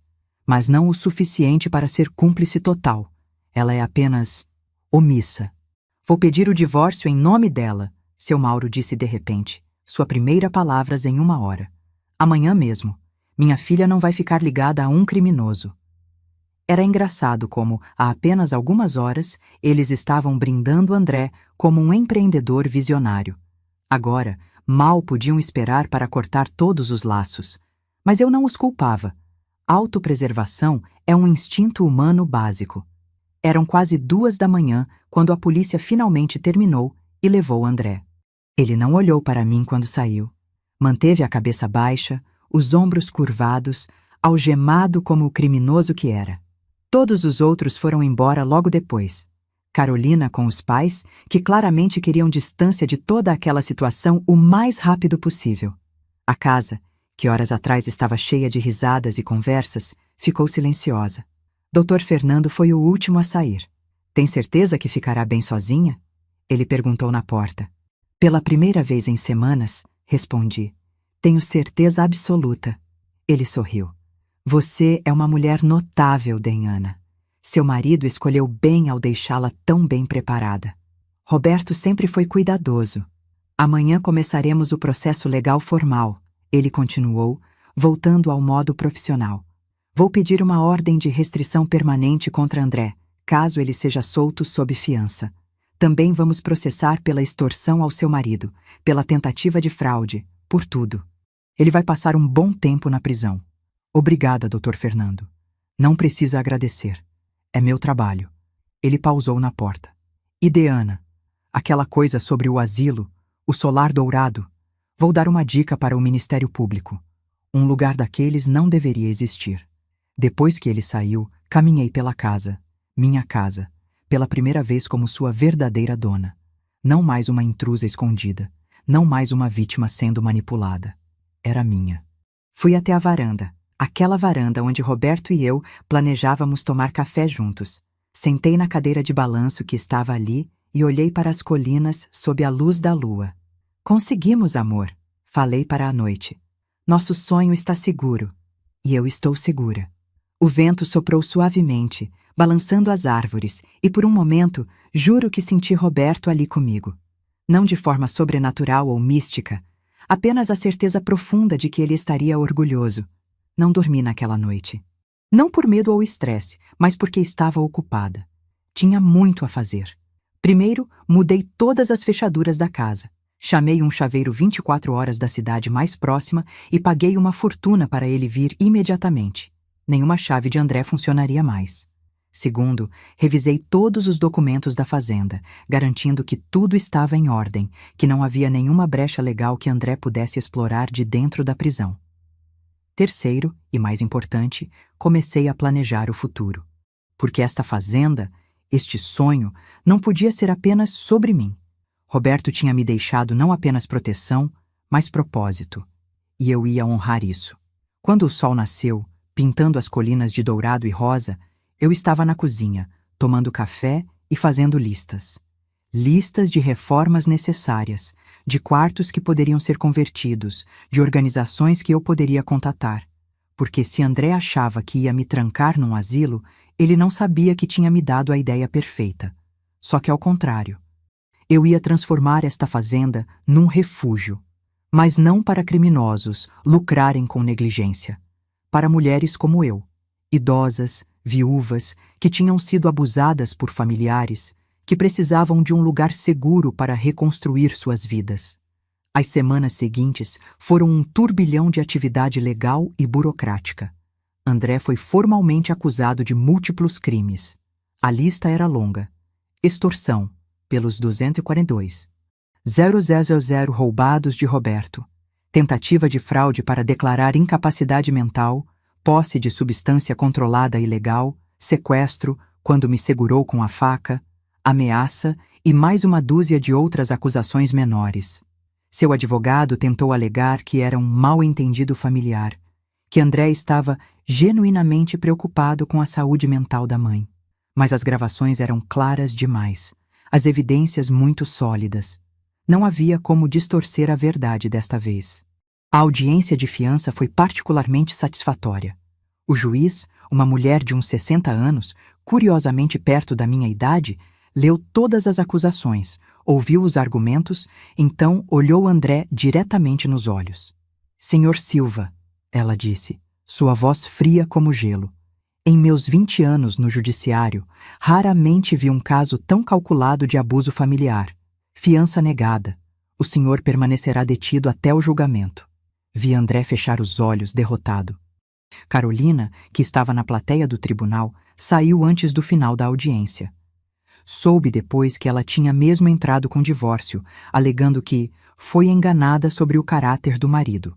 Conveniente. Mas eu tinha coisas mais importantes para pensar do que em Carolina. 2 meses após aquela noite fatídica, a fazenda estava irreconhecível. Tinha contratado uma equipe de reforma para converter 2 dos quartos em suítes mais acessíveis, com barras de apoio e banheiros adaptados. A garagem, aquela garagem onde tinha sido forçada a dormir, foi transformada em uma sala de terapia e atividades. Dr. Fernando me ajudou a estabelecer a fazenda legalmente como uma instituição sem fins lucrativos. Lar de Acolhimento Nova Aurora, nomeamos. Todo o dinheiro que restava da herança de Roberto, os 500 mil rios que eu tinha guardado, foi colocado em um fundo para manter o projeto. Tem certeza disso? Dr. Fernando perguntou quando assinei os documentos. Este dinheiro é seu. Você poderia viver confortavelmente pelo resto da vida. Vou viver confortavelmente, respondi, fazendo algo que importa. A primeira residente, além de mim, foi Margarida. Ela tinha 65 anos e tinha sido financeiramente abusada pela filha e pelo genro por mais de 10 anos. Quando finalmente teve coragem de denunciar, ficou sem lugar para morar. Eles tinham vendido a casa dela e embolsado o dinheiro. É aqui? Ela perguntou quando chegou, suas malas velhas nas mãos, os olhos cheios de lágrimas. É mesmo de verdade? É de verdade, assegurei, ajudando-a com as malas. Este é seu quarto. Você pode decorar como quiser, mudar os móveis, pintar as paredes. É seu. Ela desabou chorando ali mesmo, e eu a abracei, deixando-a liberar anos de dor, de humilhação, de medo. Eu entendia. Deus, como eu entendia. Semanas depois veio Helena, 72 anos, que tinha sido mantida como empregada não paga pelos sobrinhos que tinham assumido o controle de sua casa. Depois Rosa, 68, cujo filho, viciado em drogas, tinha roubado cada centavo que ela tinha. Histórias diferentes, mas todas com o mesmo tema. Familiares predadores, idosos vulneráveis, abuso financeiro e emocional. E cada uma delas encontrou na fazenda o que eu tinha encontrado. Um lugar para reconstruir, para curar, para ser respeitada novamente. Criamos uma rotina.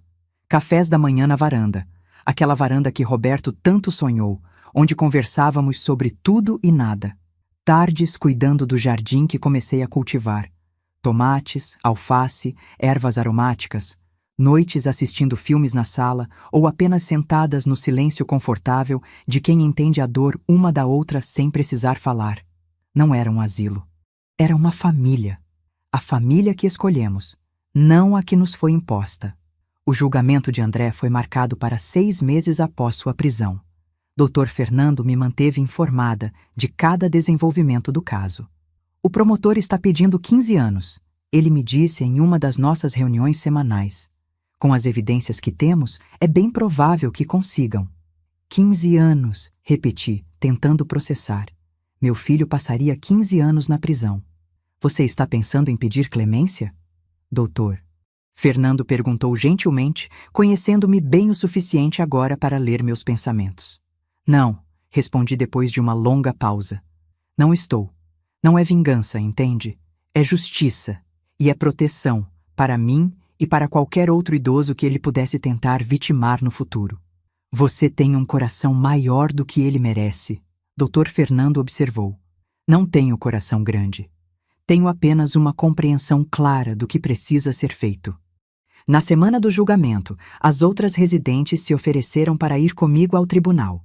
Para apoio, Margarida explicou. Você esteve aqui para nós. Queremos estar aí para você. Mas recusei. Este é algo que preciso fazer sozinha, expliquei. É o fechamento. É o momento final desta história. O dia do julgamento chegou. O tribunal estava cheio. Aparentemente, o caso tinha ganhado a atenção da mídia. Filho tenta drogar mãe para roubar herança. Era uma manchete sensacional demais para os jornais ignorarem. André entrou algemado, vestindo o uniforme laranja da prisão. Tinha emagrecido, ficado grisalho nas têmporas. Parecia 10 anos mais velho que os 38 que tinha. Nossos olhos se encontraram por um breve momento. Vi neles... o quê? Arrependimento? Raiva? Derrota? Talvez tudo isso. O julgamento durou 3 dias. O promotor apresentou as gravações, os documentos de extorsão, o laudo dos comprimidos, os depoimentos de todos que estavam no jantar naquela noite. Foi metódico, devastador, incontestável. O advogado de defesa de André tentou argumentar distúrbio de personalidade, problemas de saúde mental não diagnosticados, uma vida de pressão que o levou ao colapso. Mas era fraco, e todos sabiam. No último dia fui chamada para depor. Caminhei até o banco das testemunhas com a cabeça erguida. Senhora. Ana, o promotor começou gentilmente. Pode nos contar em suas próprias palavras o que seu filho planejava fazer com a senhora? E contei. Tudo. A garagem, as ameaças, os comprimidos, o plano de internação, a tentativa de me declarar incapaz. Falei calmamente, factualmente, sem emoção excessiva. Apenas a verdade nua e crua. Quando terminei, o silêncio no tribunal era absoluto. E mesmo assim, o promotor continuou, mesmo depois de tudo isso, a senhora não pediu que ele fosse perdoado ou que recebesse uma sentença menor. Por quê? Olhei para André. Realmente olhei para ele. Meu filho, o bebê que amamentei, a criança que protegi, o adulto que traiu tudo que eu era. Porque perdão e consequências não são mutuamente exclusivos, respondi. Eu o perdoo, ou estou tentando perdoar, pelo que ele tentou fazer comigo. Isso é pela minha paz interior, pela minha cura. Mas ele ainda precisa enfrentar as consequências de suas ações. Não apenas pelas coisas que me fez, mas pelas coisas que fez ao seu pai, que não está mais aqui para buscar justiça por si mesmo. E se ele for condenado a uma longa sentença? Então, talvez, nos anos que passar preso, ele encontre o tempo para refletir sobre quem se tornou. E talvez, apenas talvez, encontre um jeito de se tornar alguém melhor. Desci do banco das testemunhas. Ao passar por André, ele sussurrou algo tão baixo que quase não ouvi. Me desculpa. Não parei. Não respondi. Apenas continuei andando. 2 horas depois, o júri voltou com o veredicto. Culpado em todas as acusações. A sentença, 12 anos de prisão, com possibilidade de progressão de regime após cumprir 1/3 da pena se demonstrasse bom comportamento. Também foi ordenado a pagar restituição, os R$242 mil que tinha extorquido de Roberto, com juros e correção monetária. André não reagiu quando a sentença foi lida. Apenas assentiu, aciando seu destino. Saí do tribunal sentindo... vazia, de certa forma. Não era vitória, não era alegria. Era apenas o fim de um capítulo doloroso. Dr. Fernando me encontrou na escada do tribunal. Como se sente? Aliviada, respondi honestamente. Exausta, mas principalmente aliviada. Ele vai recorrer, provavelmente. O advogado já mencionou. Deixe ele recorrer. As evidências não vão mudar. A verdade não vai mudar. Voltei para a fazenda quando o sol estava se pondo, pintando as colinas com aqueles tons dourados que Roberto tanto amava. As residentes estavam esperando na varanda, e quando saí do carro, todas se levantaram. E então? Margarida perguntou. 12 anos, respondi. Elas assentiram. Ninguém aplaudiu ou comemorou. Todas entendiam que não era esse tipo de vitória. Era apenas justiça sendo feita. Venha, Helena disse, me guiando para a cozinha. Fizemos sua sopa favorita. E aquele pão que você gosta. Sentamos juntas naquela noite. As 4 mulheres que a vida tinha machucado, mas não quebrado. E pela primeira vez em meses, senti algo que tinha esquecido que era possível sentir. Paz.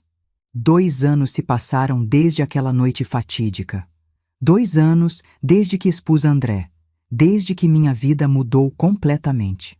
O lar de acolhimento Nova Aurora agora abriga 7 residentes permanentes e tem uma lista de espera de mais 20 mulheres. Precisei expandir. Construímos 2 chalés pequenos no terreno, cada um com 2 quartos, para acomodar mais pessoas. O financiamento vem de doações, de eventos beneficentes que organizamos e de uma parceria com a prefeitura local, que reconheceu o valor do trabalho que fazemos.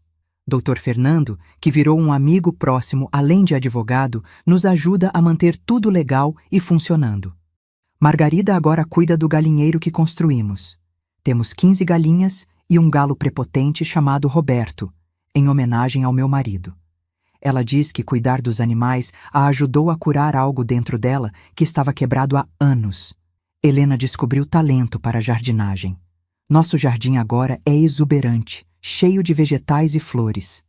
Ela vende os excedentes na feira da cidade aos sábados e o dinheiro vai para o fundo de manutenção da fazenda. Rosa, que tinha sido professora antes de se aposentar, começou a dar aulas de alfabetização para adultos na cidade vizinha. Descobriu o propósito novamente, e sua transformação foi linda de ver. De uma mulher quebrada e sem esperança para alguém vibrante e cheia de vida. Quanto a mim, aprendi que o fim de um sonho pode ser o começo de outro. Roberto e eu queríamos esta fazenda como nosso refúgio. E é, mas não apenas nosso, é de todas nós. E isso é ainda melhor do que podíamos ter imaginado. Visitei André uma vez, 6 meses após sua condenação. Foi uma decisão difícil, que levou semanas para tomar. Margarida me aconselhou contra. Você não precisa fazer isso, ela disse. Você não lhe deve nada. Não é sobre dever, expliquei. É sobre fechamento. Meu, não dele. A prisão era tudo o que você imaginaria. Cinza, fria, opressiva. André parecia menor ali, diminuído. Os ombros caídos, o olhar apagado. Sentamos separados por um vidro, falando por telefones velhos. Não esperava que viesse, ele disse, sua voz rouca. Eu também não, admiti. Ficamos em silêncio por um momento. Então ele falou. Eu realmente sinto muito. Sei que não muda nada, mas preciso que você saiba. Por quê? Perguntei. Não de forma acusatória, mas genuinamente curiosa. Por que você fez isso? André passou a mão pelo cabelo. Mais grisalho agora, até mais do que no julgamento. Terapia aqui me obrigou a confrontar muita coisa. Acho que sempre senti que nunca seria suficiente. Vocês eram tão completos um com o outro, tão felizes, e eu era apenas o filho, a obrigação. Você nunca foi uma obrigação. Eu sei disso agora. Ele me interrompeu. Mas não sabia antes, ou não queria saber. Criei uma narrativa na minha cabeça onde vocês eram os vilões me privando do que eu merecia. E quanto mais eu acreditava nisso, mais fácil ficava justificar o que eu fazia. E o plano de me matar? Como você justificou isso? Ele fechou os olhos. Não consigo. Não consigo justificar. Era monstro. Eu estava tão fundo no buraco que tinha cavado que não via mais saída. Parecia mais fácil terminar com o problema. Eu não era um problema. Era sua mãe. Eu sei. Lágrimas escorreram pelo rosto dele. Deus, eu sei. e vou passar o resto da minha vida sabendo. Esta prisão aqui, ele bateu no vidro, é nada comparado à prisão na minha cabeça. Fiquei mais 15 minutos, mas não havia muito mais a dizer. Ele tinha arruinado sua vida, quase arruinado a minha, e agora teria que viver com isso. Quando me levantei para sair, ele falou uma última vez. A fazenda... Você ainda está lá? Estou. E está... feliz? Pensei na pergunta. Nas manhãs de café na varanda com as outras mulheres, nas tardes no jardim, nas noites tranquilas sob as estrelas, no propósito que encontrei ajudando outras pessoas a se recuperarem do mesmo tipo de abuso que sofri. Sim, respondi honestamente. Estou feliz. Via algo passar pelo rosto dele. Inveja, talvez, ou arrependimento. Ainda bem, ele disse, e pareceu sincero. Pelo menos algo de bom saiu de tudo isso. Não voltei para visitá-lo depois disso. Não por raiva ou rancor, mas porque não havia necessidade. Aquele capítulo estava fechado. Ele tinha seu caminho para percorrer. De redenção ou de amargura continuada era escolha dele. E eu tinha o meu. Carolina, soube através de Dr. Fernando, tinha se mudado para outro estado. Voltou para a casa dos pais, conseguiu um emprego administrativo e estava tentando reconstruir sua vida longe do escândalo. Aparentemente, estava em terapia também, trabalhando em seus próprios demônios. Esperava sinceramente que ela encontrasse seu caminho. Seu Mauro e Dona Vera me enviaram uma carta de desculpas 6 meses após o julgamento. Era sincera, cheia de arrependimento por não terem visto o que estava acontecendo, por terem acreditado nas mentiras de André. Não tinha raiva deles. Tinham sido enganados também. Escrevi de volta, aceitando o pedido de desculpas e deixando claro que não guardava ressentimentos. Em um domingo ensolarado, 2 anos depois daquela noite, fiz algo especial. Chamei todas as residentes para o riacho na propriedade. Vamos fazer uma cerimônia, anunciei. Uma cerimônia de liberação. Tinha pedido para cada uma escrever em um papel as coisas que queriam deixar para trás, a dor, a raiva, o trauma, o passado que as assombrava. Não precisavam me mostrar. Era só para elas mesmas. Uma por uma, rasgamos os papéis e jogamos os pedaços no riacho, vendo-os serem levados pela corrente. Que a água leve embora o que não nos serve mais, disse, e que possamos ficar apenas com o que nos fortalece. Quando foi minha vez, olhei para o papel em minhas mãos. Tinha escrito apenas uma palavra: traição. Rasguei e joguei. Vi os pedaços boiarem, girarem, então serem levados embora. Roberto, falei silenciosamente, sabendo que ele ouviria onde quer que estivesse. Nosso sonho se realizou. Não do jeito que planejamos, mas de um jeito ainda melhor. A fazenda está cheia de vida, de amor, de mulheres fortes que se recusaram a ser vítimas. Você ficaria orgulhoso. Aquela noite, sentadas na varanda sob as estrelas, Margarida fez uma pergunta. Ana, você já se pergunta, e se ele não tivesse sido tão ganancioso? E se ele tivesse esperado você morrer naturalmente? Me pergunto, admiti. Ele teria herdado tudo eventualmente. Mas a ganância tem isso. Nunca é sobre quanto você tem. É sobre querer mais, querer agora, querer sem esforço. Acha que ele realmente mudou? Rosa perguntou. Lá na prisão? Honestamente? Não sei. Espero que sim. Mas não é mais responsabilidade minha garantir isso. Cada um de nós tem que encontrar seu próprio caminho de volta para a humanidade, se é que escolhemos fazer isso. E você? Helena perguntou. Você encontrou seu caminho de volta? Olhei ao redor, para as colinas que Roberto e eu tínhamos sonhado, para a casa que se tornou um lar verdadeiro, para as mulheres que se tornaram minha família escolhida. Acho que não voltei para onde estava, respondi devagar, pensando enquanto falava. Acho que encontrei um caminho novo, um caminho melhor.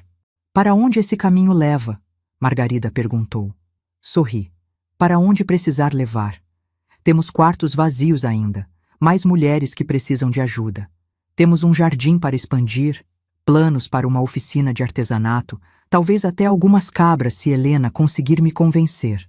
Elas riram, e o som encheu a noite com calor e alegria. Na semana passada, Recebi uma carta de uma mulher de 70 anos de outra cidade. Sua neta tinha me visto em uma reportagem sobre o lar de acolhimento e pensou que ela poderia precisar de ajuda. Meus filhos querem me colocar num asilo para vender minha casa, ela escrevia. Estou com medo, não sei o que fazer. Vi sua história e pensei, talvez exista esperança. Existe esperança para mim? Respondi na mesma noite. Sim, existe sempre esperança. E existe sempre um caminho, mesmo quando parece que todas as portas foram fechadas. Porque se aprendi algo de tudo isso, de toda a dor e traição e luta, é que somos mais fortes do que pensamos, que podemos ser traídas pelos nossos próprios filhos e ainda assim nos levantar. Que podemos enfrentar o pior do que a humanidade tem a oferecer e ainda escolher ser gentis, ser compassivas, ser fortes. Roberto me deu as ferramentas que precisava para sobreviver, as evidências, as gravações, o dinheiro, o amor. Mas eu tive que escolher usá-las. Tive que escolher lutar ao invés de desistir. Tive que escolher me tornar uma leoa ao invés de continuar sendo a presa. E agora estou escolhendo ajudar outras mulheres a fazer a mesma escolha. Então sim, existe esperança. Sempre existe. Enquanto o último raio de sol desaparecia atrás das colinas, apagando as luzes naturais e acendendo as estrelas, fechei os olhos e senti a brisa suave no meu rosto. 62 anos. Era essa a minha idade agora. 62 anos, mas me sentia mais viva do que nunca. Mais forte, mais eu mesma. Obrigada. Sussurrei para o universo, para Roberto, para qualquer força que tinha me guiado através da escuridão até aqui. Obrigada por me mostrar quem eu realmente sou. E quem eu era. Era uma mulher que tinha transformado a traição em propósito, o veneno em cura, a fazenda que quase foi minha tumba em um santuário para sobreviventes. Era Ana. Simplesmente Ana. E finalmente, depois de 62 anos, estava bem em ser apenas isso.